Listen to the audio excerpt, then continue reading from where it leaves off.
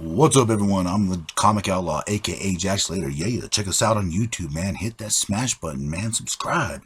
And we're doing Fantastic Four, yeah, the old school. Stan Lee and Jack the King Kirby, issue 45. And among us hide the Inhumans. Yes, the Inhumans are here. As Johnny Storm's been tracking down Medusa, he finds out that she belongs to a certain group that's mysterious and been around for centuries. But meanwhile, the Fantastic Four is dealing with the aftermath of Gorgon. Yes, this guy smashes his foot and earthquakes appear, and he managed to bring down the house, literally on the Fantastic Four, as they're trying to escape. And Gorgon was so strong that he actually stepped on Reed Richards' arm and injured him. Yes, he injured the Rubber Band Man. Check it out in the last issue if you don't believe me. But anyways, the Fantastic Four is trying to get everyone together, trying to pull it together, trying to figure out what they're going to do from here and why this creature actually took Medusa. Not only that, they have the problem of the dragon. Yes, this android, built like a giant dragon, has just kidnapped Sue Storm and has flown away with her. But Johnny is in pursuit. And not only that, he's trying to fire blast, but the creature is holding on to his sister, so he doesn't want to exactly fricassee the creature without frying her. So they're trying to find a way to bring it down without, hurting Sue. So he gets an idea to do kind of like a solar flare, where he wells up his power and it goes into a blinding flash of light. The creature is knocked down, and with his rudimentary intelligence, is hooked onto Sue Storm the way that a puppy is to an owner. And Sue begins to calm it down, begins to talk to it. Meanwhile, we're kind of getting some closure on the Frightful Four story as the Sandman and the Trapper are trapped in prison. I like how they have this little bit here where he's trying to smash through the window and he gets shocked. This is like the early stages of prisons that are built for superheroes, and Marvel actually took care of this a lot quicker and addressed this issue a lot more than DC did, like Arkham's A Revolving Door, for example. Meanwhile, the Fantastic Four has a new guest in their headquarters, namely a big dragon. And Reed is basically trying to figure out what to do in this situation because it is sort of attached to Sue, but it's a very fearsome and very mean creature. Meanwhile, Johnny Storm is having problems. He kind of has a crush on Medusa. He has a thing for the bad girls, and he's trying to take his mind off it by trying to find a date. So he's trying to call up one of his many booty calls, but none of them answer the phone. So feeling alone, he feels like he needs to go out in the streets to find a little action, a little release. But anyways, he's walking through the ghetto. He finds this little blonde girl and wonders why she's in the projects and what she's doing there. As he tries to approach her, she throws up a windstorm. And this surprises Johnny because not too many people have superpowers unless they're good guys, bad guys, and they're wearing capes or costumes. Meanwhile, Reed's working on one of his experiments, and Johnny just cannot get his mind off this girl. He cannot get his mind off Medusa, and he can't get his mind off the reason or why she was there. And he's feeling a little grumpy about this, He kind of gets a little dismissive with the team, and he decides to kind of just chalk off and do his own thing.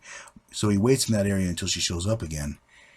And as he finds her, he calls out to her, and she ends up setting, this time, like a little foliage ablaze. So her powers kind of shift from element to element. He reveals that he's the Human Torch, and she introduces herself as Crystal. She's part of a group called the Inhumans. And we're also introduced to our little pal Lockjaw. He's part of the family too. Every time an Inhuman kind of gets their powers, they change or they become whatever their power or situation is. Like they're going through a door right now. And Ashley, as you come into focus on the next page, well, not the next page, but the next thing, I'll discuss that later. But anyways, the Fantastic Four is fighting off the Man-Dragon, what's left of them. And, this is where you find out how strong it is. Like Thing actually mentions a kick from it is like a kick from the Hulk. But Reed is prepared for this situation. He has a gas gun. He manages to get himself between the Thing and the dragon using his rubbery body to kind of cushion the impact as Sue grabs the gas gun and manages to knock it out. And as they stand over the Man-Dragon, they capture it, and they're going to figure out what they're going to do next with this huge android creature. And as they take it away, to have it imprisoned. And meanwhile, they kind of lay a bedroll for it, but they don't really know what to do with it. And Thing is having issues of his own, coming to grips with the monster that he thinks that he is. And he says goodbye to Ben Grimm and hello to Thing. And this is what I was talking about. The Gateway, that is actually an Inhuman who took the Tangian gas and became that thing. And this guy right here, he has a superpower of knocking things down. He finds the weak spot in anything and just wham. Now, he ends up throwing Johnny Storm kind of on his ass. And Storm gets up, he finds Medusa, and they capture him, and Gorgon's there. The guy's name is Karnak, by the way. They can find the weak points in anything. Gorgon ends up knocking Johnny Storm back, and he's trapped basically between a rock and a hard place. But the roof is not fireproof. And Johnny Storm kind of uses his powers to flame on, get out of there, and signal the Fantastic Four. And as the Fantastic Four begin the rescue mission to save Torch, I love Reed Richards, and I love the inventions that he has. This is an air cycle. This cool little bike, it's something that Jack the King Kirby, just thought of on a whim. Just a little air cycle cruising through town. You gotta love the little inventions, the little gadgets of the 60s, It's part of the magic and the appeal of the Fantastic Four that Reed Richards could just throw anything together at any time. Pure imagination and science. You gotta love it.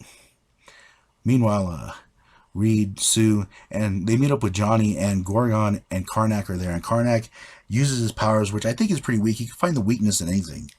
So he finds the weakness in this wall, manages to knock a chunk off.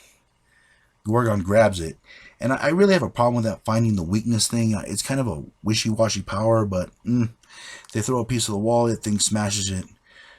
They kind of announce that they're here, and all of a sudden, the king of the Inhumans shows up, Black Bolt. And how will they deal with this king?